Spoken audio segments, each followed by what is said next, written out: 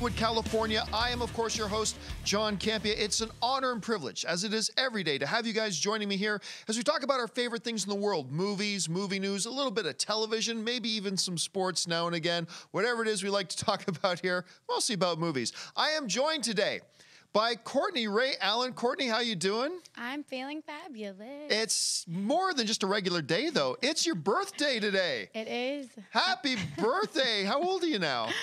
27. You're 27 yes, years old now. Old. Well, you are going to have an awesome birthday today, and we are going to start things off today with our main topics. Now, how do we select our main topics around here on the John Campea Show? It's really simple. You guys select them by emailing me your topics and questions to john@thejohncampeashow.com. That's john@thejohncampeashow.com.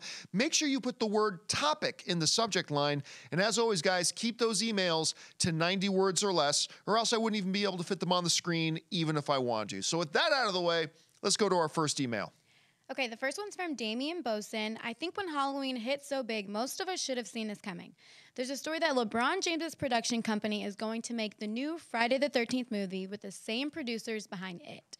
I get the surging interest in the slasher genre, but didn't they just try Jason a few years ago? Why try this now? That is a question that a bunch of people are asking. It's like, wait a minute. You just tried doing a Friday the 13th like a couple of years ago, and it didn't pan out so well. Now, granted, the movie just wasn't all that good. I mean, so there's that. You have to deal with that. However, with all the new success of Halloween, you know there are going to be studios and rights holders that are going to be looking at the slasher genre some more. So now, what has come out is this.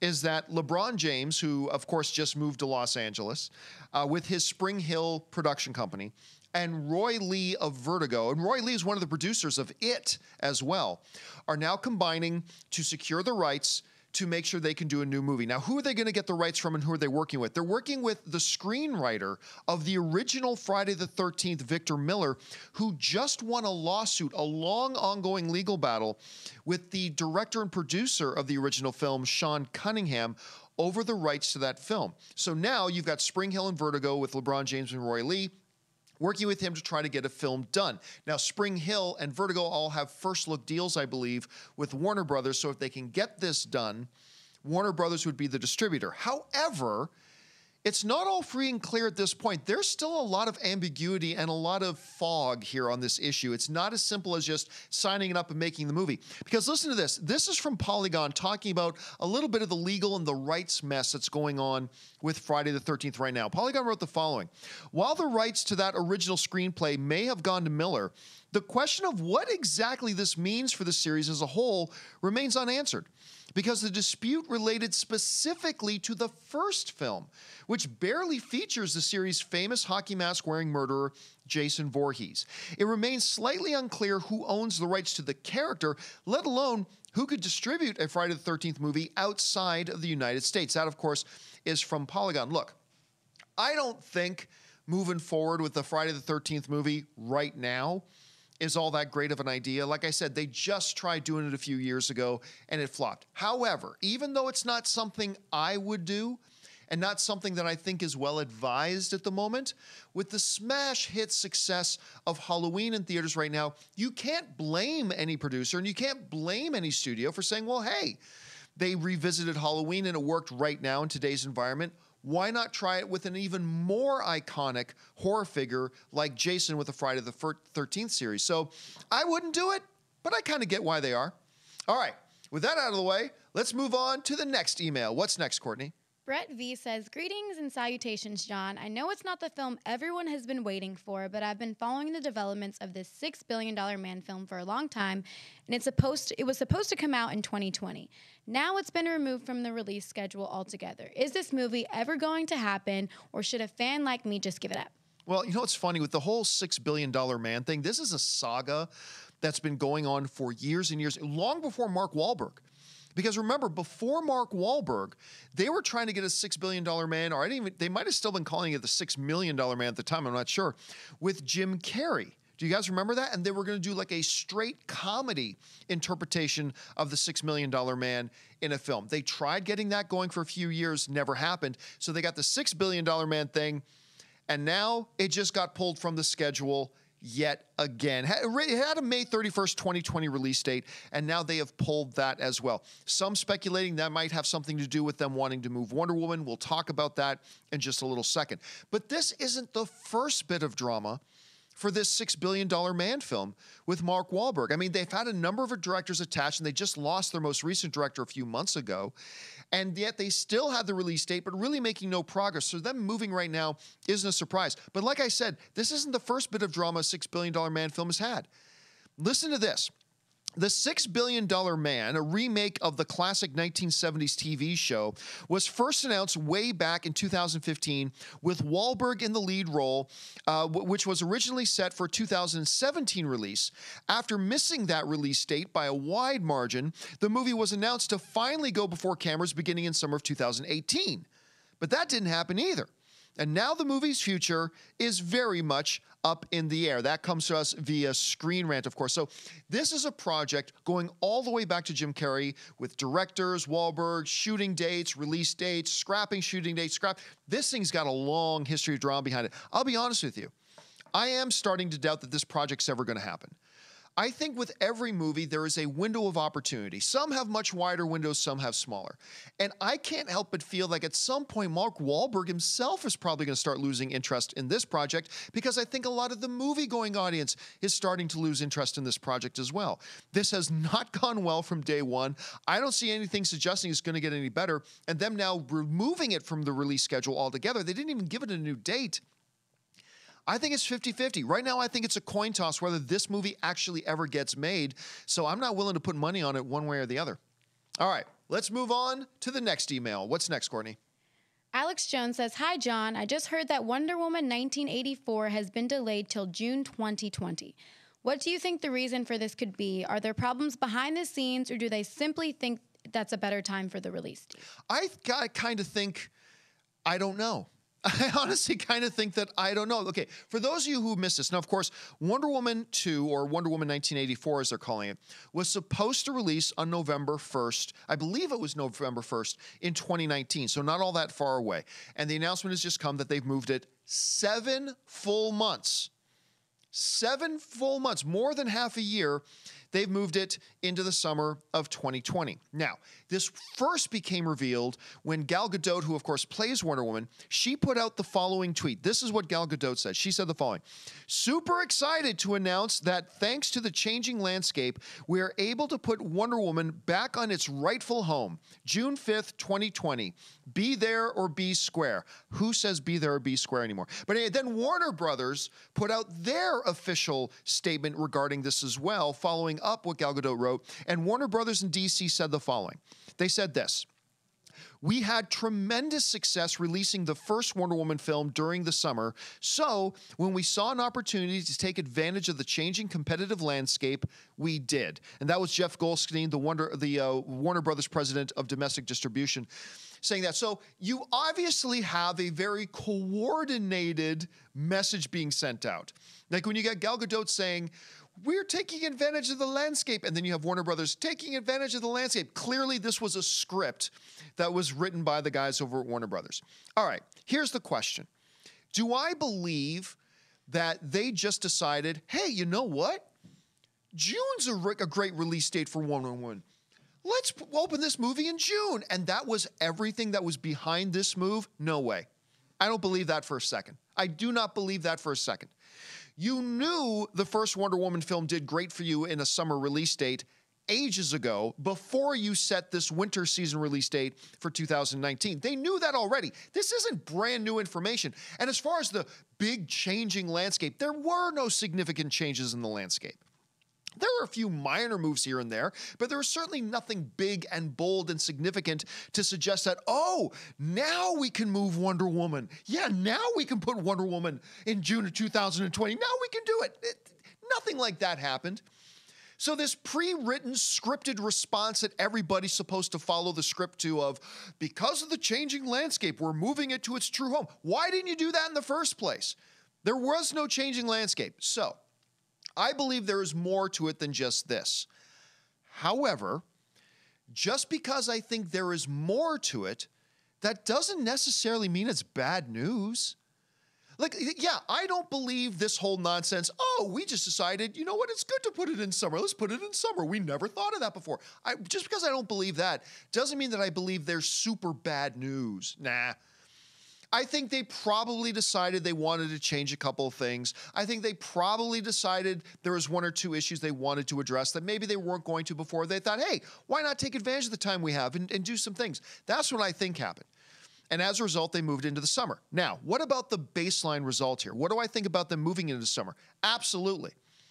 They're not, while I don't believe their statements, they're not wrong. The summer is when the Wonder Woman movie belongs. This movie belongs as a big summer release. It had tremendous success releasing in the summer before. I honestly don't know why. Look, I get it. The winter season can be a lucrative season, yes. But understanding the nature of this movie, understanding the nature of this property, understanding the incredible success. This movie made, Wonder Woman 1 made over $800 million at the box office. With that kind of success, honestly, I've always kind of wondered why they never just originally planted it in a summer release date anyway. So, do I buy the official script that they're giving us? No. Do I think that's necessarily bad news? No. And do I ultimately feel like it's the right move for them to put Wonder Woman in a summer release date? Absolutely, it's the right move. I think this is great. I've got all the faith in the world in Patty Jenkins. I really enjoyed the first film. Look, Aquaman is looking fantastic. We all liked the trailer for Shazam. We'll have to wait to see how that actually turns out, but the trailer looked good. And I've got all the faith in the world in Wonder Woman 2 with Patty Jenkins at the helm, moving into summer release date. Hey, look, with all the criticism, as much as it's been deserved, that the DC universe has gotten for their film slate, things look pretty good right now, right? Things look pretty good right now. So let's wait and see how all this turns out. What do you guys think? Do you guys buy the official script about why they moved? Do you think there might be other reasons? Do you agree with me that the summer is where this movie should be anyway, and this was a good move? Jump down to the comments section and let me know your thoughts. Okay, let's get on to the final email of the day. Courtney, what's next?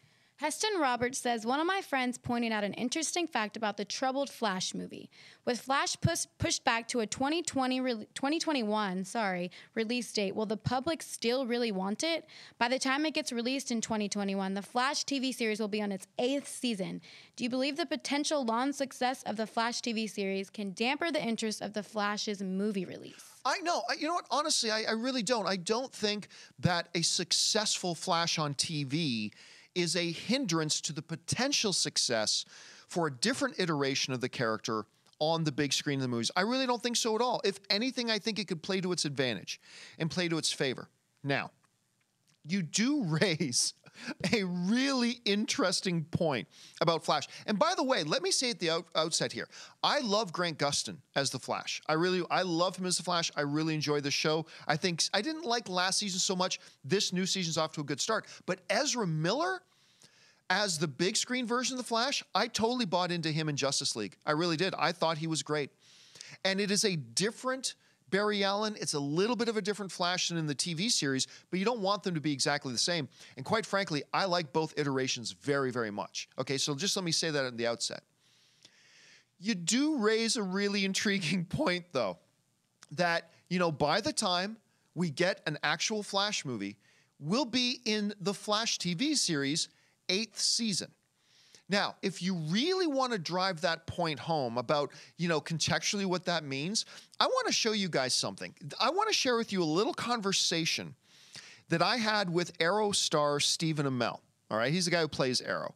And we talked a little bit about the Ezra Miller thing, but he mentioned something in this clip that I think really drives the point home. So here, take a look at this. This is me talking with Stephen Amell about the DC television universe and about the Flash specifically. Take a look. The DC television universe is something that is growing.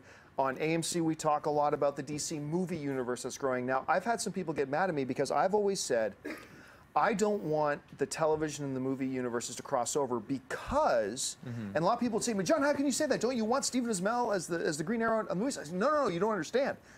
I want them to be separate because I don't want Stephen Guggenheim's, I don't want their hands to be tied by whatever's going on in the movie universe. I want them to have the complete creative freedom they've had up until this point to do whatever the hell they want to do, because that's what's given us such great television.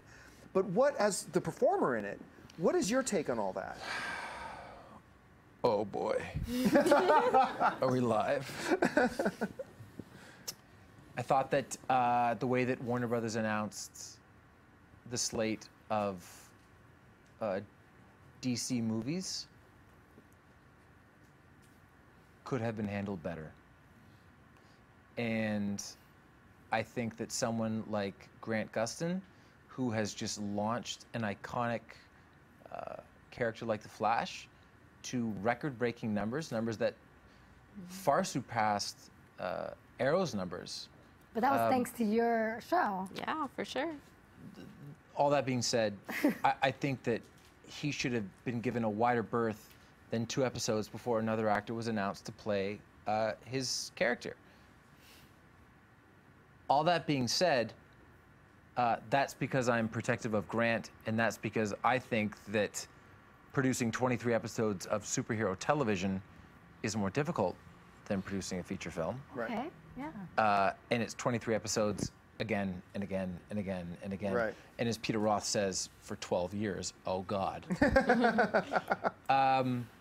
But I've never seen a need for the television side and the feature side to cross over. Now, some pretty interesting things that he mentioned there, but the one part that Stephen mentioned that I really want us to zoom in on here for a second is when he mentioned this. This puts it in context. He said, just 2 episodes in. Remember, this was all the way back in season 1 of The Flash. Season 1. 2 weeks into Grant and this new Flash episodes being on is when they announced that. Put that in context. What are we in now? Season 4? We're in season 4. This was back in 2014 when they were just 2 episodes in of season 1 and they announced Ezra Miller. And now we are looking at this, a standalone Flash movie, if it happens at all, coming in the Flash's 8th season. Announcement made, episode 2 of season 1, actual Flash movie coming in Flash's 8th season. That to me is mind-blowing. 7th or 8th, somewhere along that. That is mind-blowing. Now, put this in context, though, too, a little bit. To be fair, it's not like they announced Ezra Miller as the Flash back then, and they've never used him since. Ezra Miller did appear as the Flash in Justice League, right? So he did. So let's be fair. He has appeared on screen as Flash. It would be a little bit worse if we were talking about that announcement. Then we're talking about Dwayne "The Rock" Johnson being announced as Black Adam in 1974, and we're not going to get him as Black Adam till like 2035.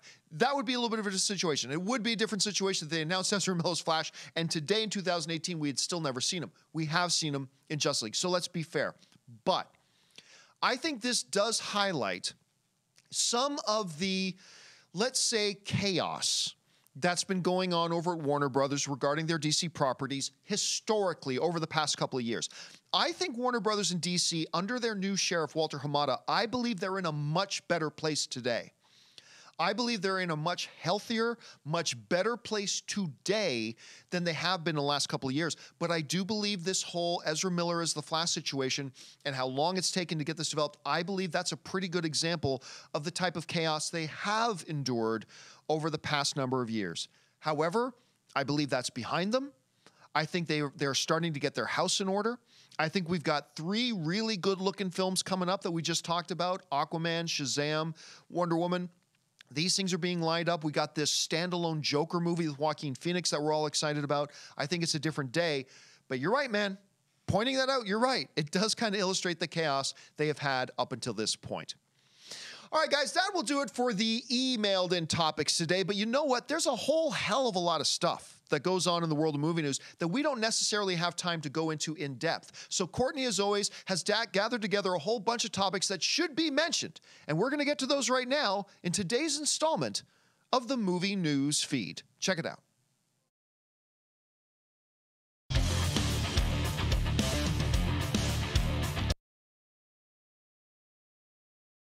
As Netflix continues to cancel its original content, animated comedy fans have a little something to celebrate as Netflix has given Matt Groening's Disenchantment the green light for a 20-episode extension.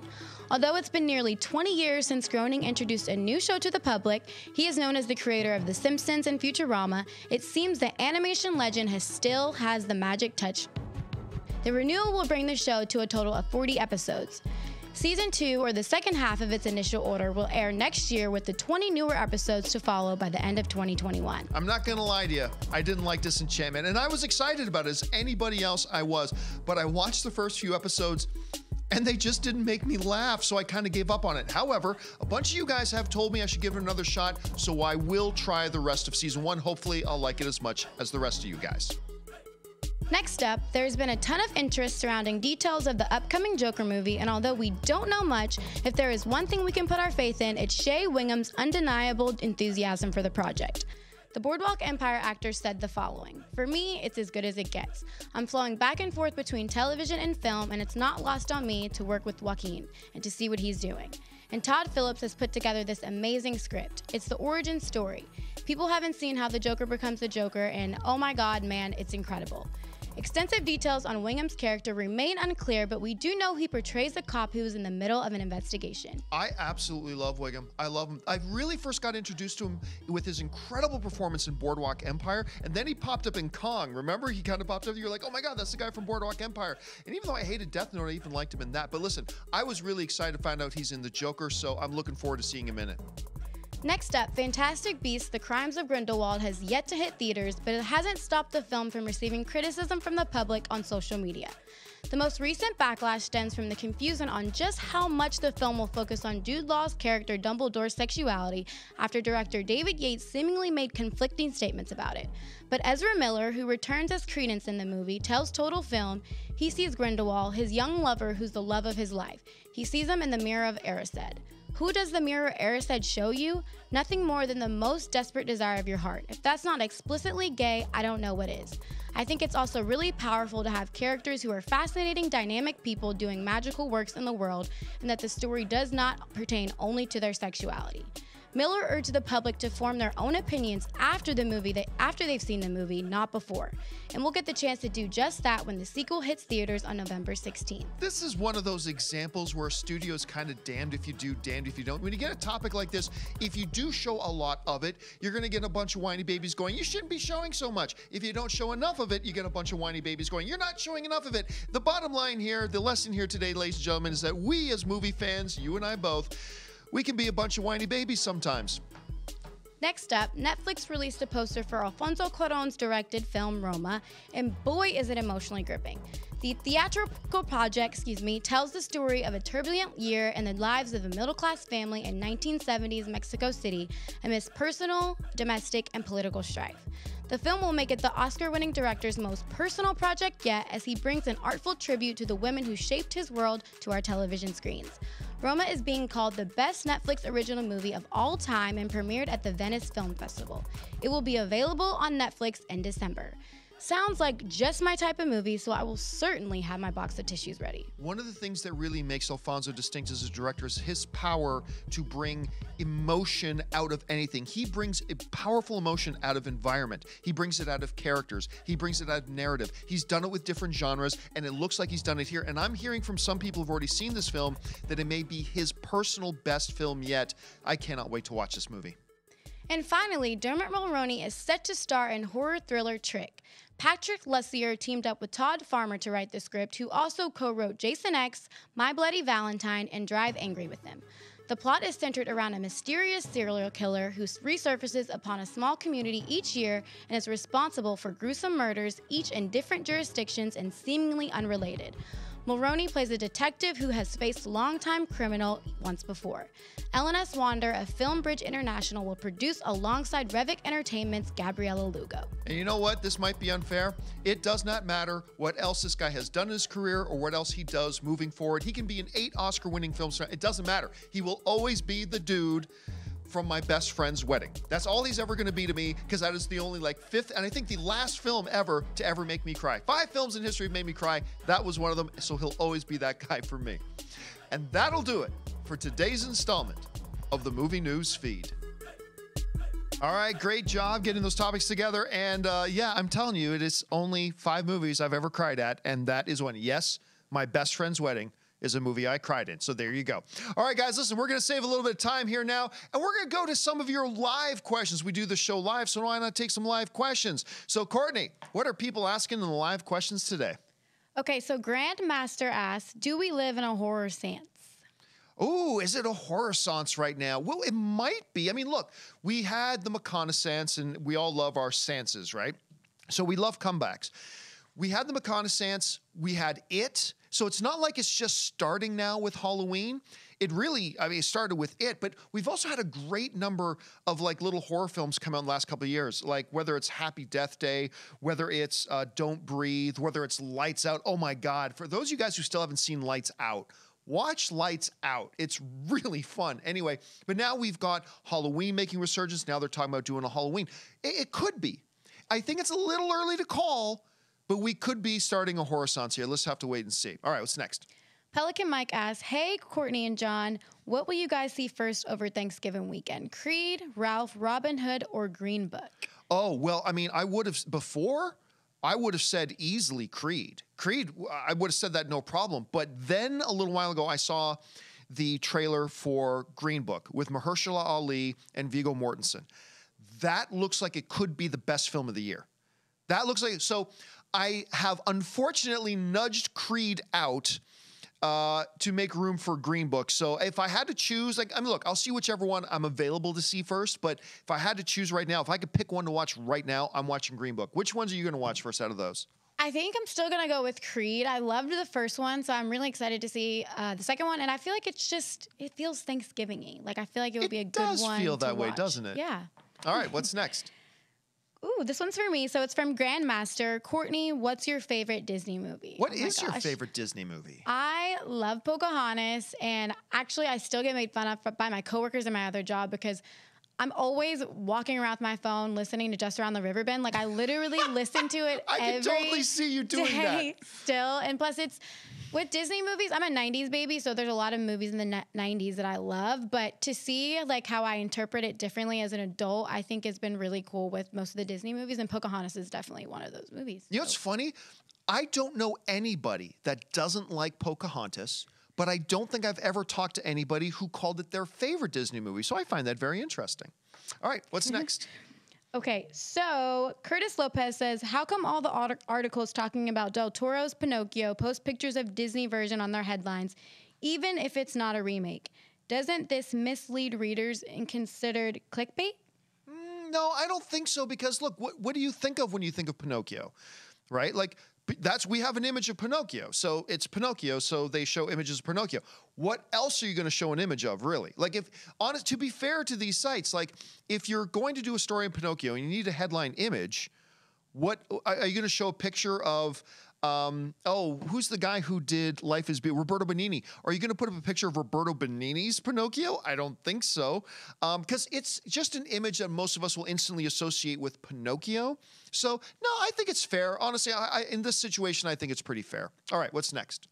James Boner says, hi, John. Any thoughts about LeBron James wanting to start a new reboot on the Friday the 13th franchise? Well, obviously, you probably wrote that question before we started to answer it already. Yeah, I gave my thoughts on it. Look, it's not something I would do personally.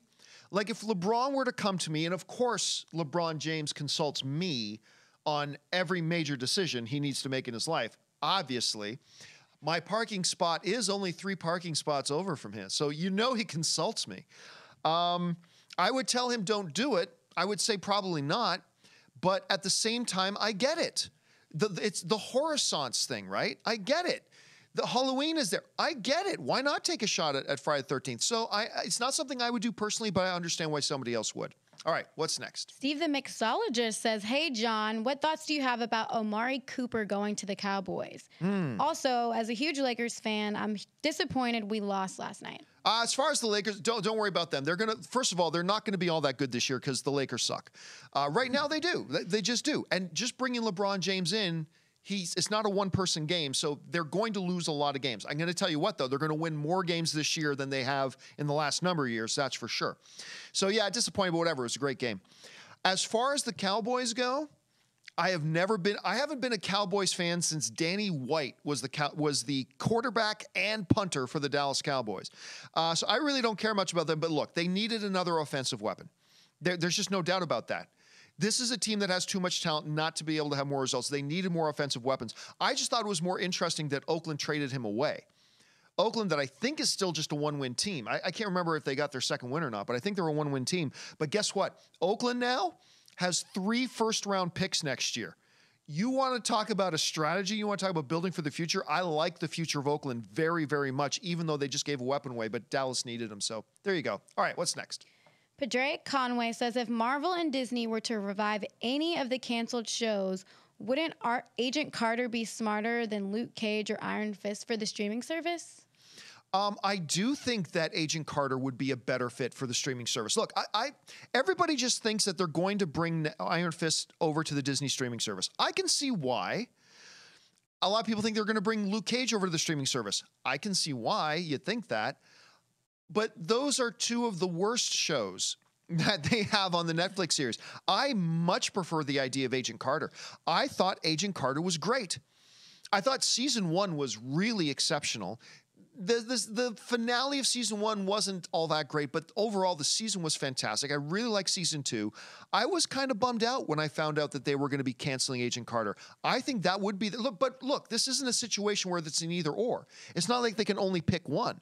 They can put many, many shows on. So, but yeah, out of all those, the ones I'd love to see them revive would be an Agent Carter, to be honest. All right, what's next? This one's from Akeem. He says, wondering what Courtney's favorite movie is and why. Ooh, well, we already know what your favorite Disney movie is. What's your favorite movie overall? So it's really close between Selena and Remember the Titans, but if I had to choose, I would choose Selena. I've been watching it over and over and over since I was, and every time I watch it, it seems like it's the first time, and I like cry every time, like I don't know what's gonna happen.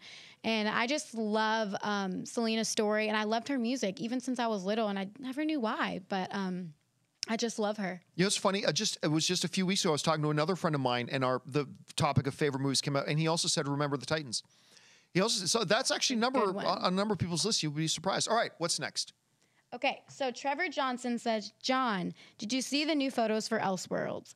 John Wesley's ship is back in the 90s Flash costume. Looks so awesome. I'm getting excited. Yeah, speaking of Stephen Amell, Stephen put that picture up with Stephen Amell instead of in the Green Lantern suit or into the Green Arrow suit, in the Flash suit, and standing next to the original Flash on TV, who was of course a series regular on the Flash. Good to see him back, man. I loved seeing him in the show. I thought he was great in the Flash. I was bummed out when they kind of removed his character the first time, and then I was bummed out again when they removed his character the second time. Good to see him back for this, so yeah, I'm excited to see it. All right, what's next? In Poor Taste Humor says, I read this morning that the MoviePass's parent company is starting a film division. Do you think this is for them seeing the need for content on Netflix? No, so what specifically, if I understood the story right, here's what's happening. And again, MoviePass is in the news, and what a shady mess of a company this is. So Helios and Matheson is the company that actually owns MoviePass. Helios and Matheson's stock is still down around 1 penny a share, when it used to be like $38 a share. And the whole reason for that is because of MoviePass. I think, so what they're doing is they're going to spin MoviePass off to be its own standalone company that has its own like stock market presence. And they're going to tie other entertainment things to MoviePass. MoviePass has been getting into the film production game a little bit already. So they've already put up money for a couple of films already. So this isn't something new.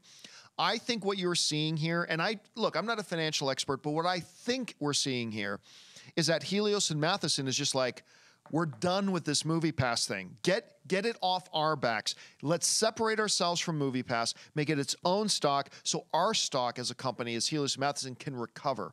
So that's what I see it as. And how long before they close the doors on the whole thing, I don't know. We'll have to wait and see, but I don't think it's all that far away.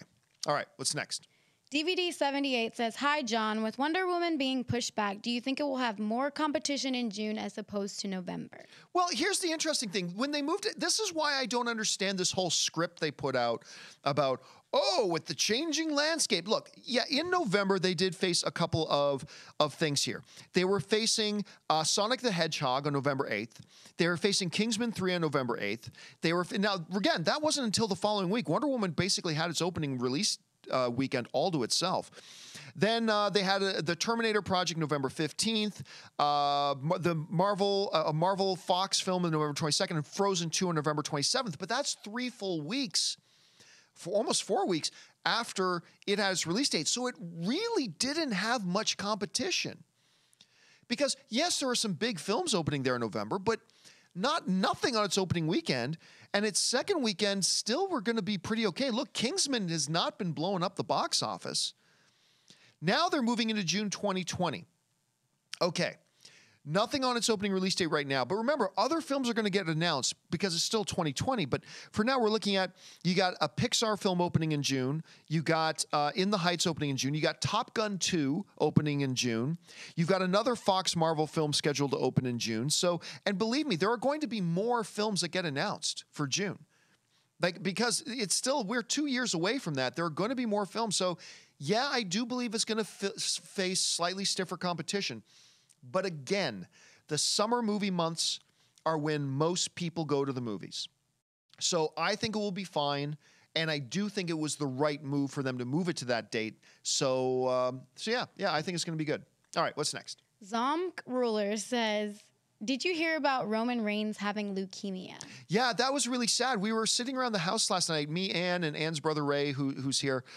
We were sitting around, and all of a sudden Ray went, "Oh my God." We were like, "What?" They said, "Roman Reigns has leukemia." It's like, what? Now, I don't avidly follow wrestling anymore like I did when I was a kid, but I still watch WrestleMania and some of the big pay-per-views. But Roman Reigns is like one of the big dogs. He's one of the big dogs in WWE now. And we watched his announcement. It was very heartfelt. It was a terrific speech he gave, announcing that he was stepping away. He's had leukemia for like 11 years. And fought it and put it into remission, and then they just discovered it's coming back. So he's got to go fight it again. But all of our hearts, thoughts, prayers, and well wishes to Roman Reigns and his family. And again, kudos for an amazing speech he gave last night, filled with a lot of hope, giving hope to a lot of people, I think. So good on him for that. All right, what's next? Tristan Larison says, Wendy, darling, light of my life. Wendy, darling, light of my life. Jack in The Shining. Jack in The Shining. That's where that one's from. All right, what's next? Javier Eyes 405 says, where do you think the comic book industry will be 25 years from now? Oh, who knows? I mean, look, nobody can even say where the comic book industry is going to be next month. If we're talking about the comic book industry as opposed to like comic book movies, it's hard to say. Look, everything is obviously transitioning digital. Like I'll be honest, I can't remember the last time I bought a physical copy of a comic book. I bought a collection recently, like one of those ones where they get like a 12-story issue and they put it in one. I buy a couple of those now and again, but for the most part, I just grab my tablet, download the Comixology from Comixology, download the issue because it's so quick and instantaneous. We're all about instant gratification these days, and I'm as bad as that as anybody. And I know there's a lot of people screaming at their TV saying, John, it's people like you that are closing comic book shops. I know, I am. But hey, I go to comic book shops all the time. I really do. But I usually buy other things at comic book shops other than comic books. It's definitely transitioning digital. As far as 25 years from now, again, impossible to say. We don't even know where things are going to be five days from now. So too hard to say. All right, what's next? Dan Bondi says, my question is for Courtney. Hey, how's it going? How's it going, Courtney? First of all, hi, Dan. Everything's going really good. I had the biggest cup of coffee. You do realize, though, whoever this Dan guy is, he's about to take a clip of you going, hi, Dan, and he's going to totally make that his ringtone, right? You know that's going to happen, right? That would actually be really cool. I'm okay with that. It's your birthday, so it's a great day. Yeah, I'm just happy to be alive, happy to be 27. I mean, I can't ask for much else. Thanks for asking. That was really nice. All right, what's next? Matt Brown says, I'm sorry it has to end this way, brother. No, you're not. Oh, where's that one from? I want to say Thor. You know what? I got The Shining one. I'm stumped on that one. I'm stumped. But I'm going to throw out a wild guess and say it's one of the Thor movies, but I'm probably wrong. All right, what's next? Raymond Verada says, if John Wesley Shipp is back as OG Flash, bringing everybody back, Linda Carter, Dean Cain, Helen Slater, Lauren Vandervoot are already on CW shows. Well, I mean, this is very specific to this, though. I mean, in the Flash's universe, ship was Flash. I mean, he's a Flash in one of the dimensions in one of the universes. He's Barry's dad all at the same time and all that kind of stuff. So there's a little bit more of a tighter connection. Plus, I don't think you can tie. There are CW shows that are not tied into the Arrowverse, so you can't really go there. But I think the ship one makes the most sense. I think it makes the most sense of you bringing him back because it would stand to reason that he's there. So anyway, that's my thoughts. What's next? So Dan is back. More serious question. Save one, sacrifice the other. Analyze this or the whole 9 yards. Choose wisely. Sophie's choice. Analyze this is so good. Actually, both of these movies have something in common. Absolutely ridiculously good first films and absolutely awful second films. Analyze This with Billy Crystal and Robert De Niro is so freaking funny. Plus, what's the name of the girl who played Phoebe on Friends? I knew her name. Lisa Kudrow. Lisa Kudrow, thank you so much. Lisa Kudrow, I believe, was also in Analyze This. So funny. It's Robert De Niro plays a gangster who's having like panic attacks, and he has to go see a psychiatrist, and he goes to see Billy Crystal, who gets tied up. It's so hilarious. And then they did a sequel called Analyze That, which was awful. Whole 9 yards. Bruce Willis, the guy who played Chandler on Friends. I'm freezing on the Friends guys. Matt LeBlanc. Not Matt LeBlanc. The other. Who's guys? Oh no, I don't know. Why am I freezing on his name? Anyway, the guy who played Chandler and Matthew Perry. Thank you. I just fact checker Jonathan doing fact checking there. And Michael Clark Duncan, the late great Michael Clark Duncan. I love Michael Clark Duncan. So funny, so great. Again, a movie involving a hitman and things like that. And then they did, I can't remember the name of the second film, but they did a sequel to it, and the sequel was just awful. If I had to only keep one, oh my God, which one do I keep? I'll keep the whole 9 yards. And that kills me. I want to keep Analyze This, but I'll keep the whole 9 yards. All right, what's next? Marcus Robert Johnson says, "Hey, John, I have never seen the movie Final Destination." What? That's crazy. What are your thoughts on it, and would you recommend? Thanks. Final Destination is a little bit of a hit and miss franchise. I honestly wasn't that big on the first one. I can't remember what the last one was, but I remember I enjoyed the last one I saw the most. It got really creative and everything. You know what? Don't get me wrong. I don't hate the Final Destination film, but it's not something I ever thought I needed to go back and watch again. Whereas the final one they did, I watched a couple of times, so there's that. But there's a lot of people out there that love the Final Destination film, so keep that in mind. All right, what's next? Ricardo Ramirez says, "I saw Halloween last night. I love it. The motion sensor scene, loved it." It's really good. And color me shocked and surprised. You guys know I've talked about this for a while now. I have not liked any of the Halloween films. None. I was completely disinterested in this new one. Then I saw the trailers, and the trailers won me over. I'm like, okay, now I'm interested. Now I'm interested in this movie. Still didn't have high expectations. And pleasantly surprised by Halloween. I had a really good time with it. All right, what's next? Ian Buck asks, "Do you watch any Crypt TV videos on YouTube?" Do I watch any Crypt TV videos? I'm completely not familiar with it, so I guess that answers that. All right, what's next? Keith Martin says, "What do you think about the idea of quantum energy being used to bring back Vision? Both Ghost Vision had phasing issues. Could they be hinting at this?" I don't know if they were specifically hinting at it, but look, it's just another thing of fake deaths in Marvel. Marvel and fake deaths go hand in hand. Look, oh no, we saw Vision die. We didn't just see him die, we saw him die twice. In like 3 minutes, we watched Vision have this big emotional death scene, and then 3 minutes later, have another big emotional death scene. They killed him twice, and it was irrelevant because they're going to bring him back. They're bringing everybody back. Spider-Man, I don't feel so good, Mr. Stark. Oh no, everybody's crying. Spider-Man's dead. Guess what? Spider-Man Far From Home is coming in just a couple of months. Marvel doesn't kill their characters. Okay, they all come back. Whether they're going to be using that type of energy to bring him back, I don't think that'll be it. I mean, they got to build a whole different body for him, right? So they got to build a whole new robotic body for him. He is the world's most expensive sex toy with him and Scarlet Witch. So that part always freaked me out just a little bit. So yeah, I think they're going to bring him back. I don't necessarily think they need to use that specific plot device to bring him back. All right, we down to our last question of the day? Yeah, a last question of the day. So Demetrius Deanda says, hey, John, do you think Sony eventually will take back Spider-Man and have him bounce between Sony Universe and the Marvel Universe eventually? No, they're definitely not going to have Spider-Man bounce back and forth. He's going to be one or he's going to be in the other, and that's the way it's going to be. I said for a long time that I believe if Spider-Man or if Venom is a success, it ensures that Spider-Man can stay in the MCU. If Venom was a flop, which thankfully was a big hit, but if Venom was a flop, it was going to put Sony in a position of, well, we can't make superhero movies work without Spider-Man. We tried. Time to go get Spider-Man back. But now they don't have to do that. So because Marvel would not want, the only way you can have them bounce back and forth is if Marvel and Sony finally say together, you know what, guys? We are one cinematic universe. The Sony universe and the Marvel universe, we're one in the same universe. And I don't think, well, maybe Sony wouldn't mind doing that, but Marvel has no interest in doing that. Marvel has no interest, at least it looks like, they have no interest in saying their universe and the Marvel and the Sonyverse are the one in the same universe. And the only way you can have them going back and forth is if you did it that way. So therefore, I don't think that's going to happen.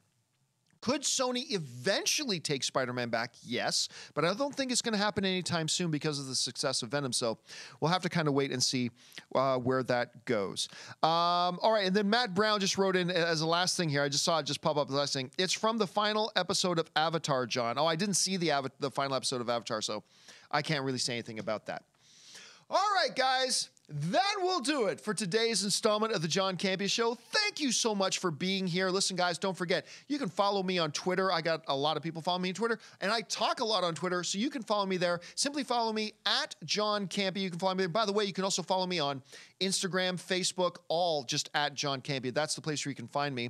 And Courtney, where can people find the birthday girl on social media? So on Instagram, I am at Courtney Ray Allen, and Twitter, I am Court Ray Allen News. I hope you have an awesome birthday today. I hope your roommates treat you well today. Guys, don't forget, the John Campea Show will be back again tomorrow, 10 a.m. Pacific Standard Time. Make sure you come back and join us then. That'll do it for me for now, guys. My name's John Campea, and until our next show, bye-bye.